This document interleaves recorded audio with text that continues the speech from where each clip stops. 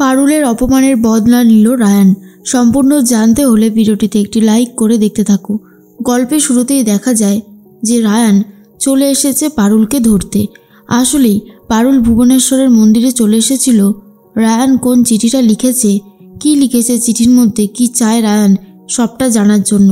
কিন্তু এসে দেখে সব বোতলগুলোই লাল রঙের হয়ে গেছে।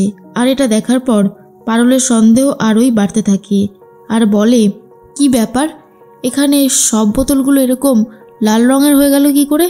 এটা তো অন্য রকমের লাগছে। ঠিক সেই মুহূর্তেই রায়ান তখন বুঝতে পারে যে পারুল এবারে কলে পড়েছে। রায়ান বাবা ভুবনেশ্বর বলছে এরকমভাবেই গলা করে পারুলকে বলে, তোর এত বড় সাহস, আমার ভক্তদের লেখা চিঠি আমি না পড়ে তুই পড়ছিস? পারুল বুঝতে পেরে যায় কেউ একজন এসে এরকম করছে। আর যখন দেখে সেটা আর কেউ নয়, সেটা হলো রায়ান, তখন তো পুরোই অবাক হয়ে যায় আর বলে, রায়ান শেষ পর্যন্ত তুই এরকম করছিস, দাঁড়া তোর মজা দেখাচ্ছি। এই বলেই রায়ান ছোটাছুটি শুরু করে দেয়। রায়ান চলে যায় আর বলে, পারুল তুই আমাকে ধরতেই পারবি না। এরপর দুজনা রীতিমতো পড়ে যায়। রায়ানের গায়ের উপরে পড়ে গেছে পারুল। আর তখনই পারুল বলে, এই তুই কি লিখেছিস ওখানে বল না, না জানা পর্যন্ত কেমন যেন একটা হচ্ছে। তখনই রায়ান বলে, কেন বলবো, কিসের জন্য? দেখ আমি কিন্তু বলবো না। এরপর দুজন মিলে রীতিমতো খুনসুটি করতে থাকে আর তারপরেই বাড়ি ফিরে যায়। এরপর রায়ান বলে, দেখলি তো কীরকমভাবে বুদ্ধিটা অ্যাপ্লাই করলাম। আমি জানতাম যে তোর সাথে আমি পেরে উঠব না, তার জন্যই একটু বুদ্ধি প্রয়োগ করলাম আর কি। এর মধ্যেই পারুল বলে, বেশ করেছিস, এবার দেখ আমি কি করি। রায়ান তখন বলে, দেখ মিনতিদি রান্না খেতে খেতে একদমই ভালো লাগছিল না, এক কাজ কর না, আজকে একবার জমিয়ে রান্না কর না, আমি আজকে শাশুড়ি মায়ের হাতে রান্না খাবো, শাশুড়ি মা তো দারুণ রান্না করে। ঠিক তখনই পারুল বলে, আমার মা তোর জন্য রান্না করবে না। কেন করবে আমার মা তোর জন্য রান্না? রায়ান বলে, কেন করবে না? আচ্ছা ঠিক আছে, আমার ভাইয়ের বউ, যে তোর বোন টগরের মা রান্না করবে, মানে আমার ভাইয়ের শাশুড়ি তো রান্না করতেই পারে আমার জন্য, তাই না? এরপরেই ডাকাডাকি শুরু করে দেয় আর বলে, আচ্ছা আমার জন্য কি কিছু খাবার দাবার আছে? তখন পারুলের মা বলে, কি বলছো বাবা, থাকবে না সেটা হয় নাকি? আসলে আজকে তো বাবা ভুবনেশ্বরের পুজো ছিল, তাই বাড়িতে একটু নিরামিষই করেছি, তুমি খেতে পারবে তো এই ডাল আলু সেদ্ধ দিয়ে? তখন রায়ান বলে, হ্যাঁ আমার তো এরকম প্লেন খাবারই খেতে ইচ্ছে করছে। এই বলেই খেতে বসে পড়েছে আর তৃপ্তি করে খুব সুন্দরভাবে খেয়ে উঠে যায়। তখনই পারুলের মা বলে, জানিস তো পারুল, আমার একটা শখ আছে, জামাইকে ভালো করে রেঁধে বেড়ে 10-15টা পদ বসিয়ে খাওয়াবো, খুব ইচ্ছা। তখনই পারুল বলে, চিন্তা করো না মা, তোমার মনের যত ইচ্ছা আছে সব পূরণ করবে এই তোমার বড় মেয়ে পারুল চক্রবর্তী। তুমি শুধু দেখতে থাকো, সামনেই তো আমাদের এক্সাম রয়েছে, আমার একটা ইন্টারভিউ আছে, দেখা যাক সেই ইন্টারভিউতে যদি পাশ করে যাই, চাকরিটা যদি পেয়ে যাই না, তাহলে সব প্রবলেম সলভ হয়ে যাবে, তুমি আর একদমই চিন্তা করো না। এরপর পারুলের মা পারুলকে জড়িয়ে ধরে খুবই কান্নাকাটি করতে থাকে।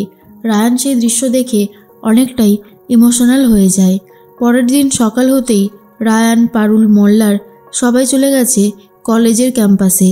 আর সেখানে ইন্টারভিউ হচ্ছে, একটা বড় কোম্পানি এসেছে আর তারা ব্রাইট মাইন্ডস ইউনিভার্সিটি থেকেই স্টুডেন্ট নেবে, তাদের এমপ্লয়ি বানাবে। এরপর সবাই তো খুবই নার্ভাস, ভেতরে যারা যাচ্ছে অনেকেই বাইরে এসে বলছে কোশ্চেন নাকি হেভি টাফ, সবাইকে রীতিমতো কাঁদিয়ে ছেড়ে দিচ্ছে। আর এসব দেখার পরেই ভয় পেতে থাকে রায়ান, মল্লার, পারুল। তারপরে ডাক চলে এসেছে মল্লার তো ভয়ে রীতিমতো কাঁপতে থাকে। এরপর মল্লার সুযোগ পেয়ে যায়, মল্লার তো ভীষণই খুশিতে নেচে উঠছে। কিন্তু এরপরে রায়ানের পালা আসে। অন্যদিকে দেখা যায় রুক্মিণী ফোন করছে আর পারুলকে জিজ্ঞেস করে, তোমাদের খবর কি, চান্স পেয়েছো? পারুল বলে, মল্লার তো পেয়ে গেছে, রায়ান ভেতরে ঢুকেছে আর আমার চান্স এখনও আসেনি, দেখাই যাক শেষ পর্যন্ত কি হয়। তখনই মনে মনে একটা কথাই ভাবতে থাকে পারুল, এই চাকরিটা তাকে পেতেই হবে, যতই বাধা আসুক না কেন, যতই বিপত্তি আসুক না কেন। রায়ান তো চলে গেছে ভেতরে। সিও ম্যাডাম রায়ানকে বসতে বলে আর বলে, আমরা আপনাকে কেন এমপ্লয়ি হিসেবে নেব, আপনার মধ্যে কি এক্সট্রা গুণ আছে? আর 5 বছরে আপনি নিজেকে কোথায় দেখতে চান? রায়ান তখন বলে, 5 বছরে আমি নিজেকে একটা ভালো জায়গায় দেখতে চাই। আপনাদেরই কোম্পানিতে যদি চান্স পাই তাহলে একটা ভালো জায়গায় দখল করার চেষ্টা করব। আর আমার মনে হয় আমি যথেষ্ট কাজ করতে সক্ষম। আপনারা আমাকে নিলে আমার যেমন ভালো হবে তেমনি আপনার কোম্পানিরও লাভের মুখ দেখবেন। এরপরেই জিজ্ঞেস করে, কেন আপনি MBA পড়েছেন? তখন রায়ান বলে, আসলে আমার MBA পড়ার ইচ্ছে কোনোভাবেই ছিল না, কিন্তু আমার দাদু খুব জোর করে, আমার মা খুব চায়। আসলে আমি থিয়েটার করতে ভালোবাসি, আর আমি অনেস্টলি আমি থিয়েটারটাই করতে চেয়েছিলাম, কিন্তু পারিবারিক চাপে পড়ে আমি আমার ইচ্ছেটাকে নিজের হাতেই শেষ করে দিয়েছি। তখনই রায়ান মনে মনে ভাবে, জানি না সত্যিটা বলে ঠিক করলাম নাকি ভুল করলাম, তবে সত্যিটা তো আমাকে বলতেই হতো, এছাড়া আর তো কোনো উপায় ছিল না, কারণ মিথ্যে দিয়ে কোনো কিছু হয় না। তাই মিথ্যে দিয়ে আমি কোনো কিছু জোগাড় করতে চাই না। ঠিক তখনই রায়ান তো এখনও বেরোয়নি। এদিকে পারুল ভাবে, এতক্ষণ হয়ে গেল রায়ান এখনও বেরোলো না, সব ঠিক আছে তো?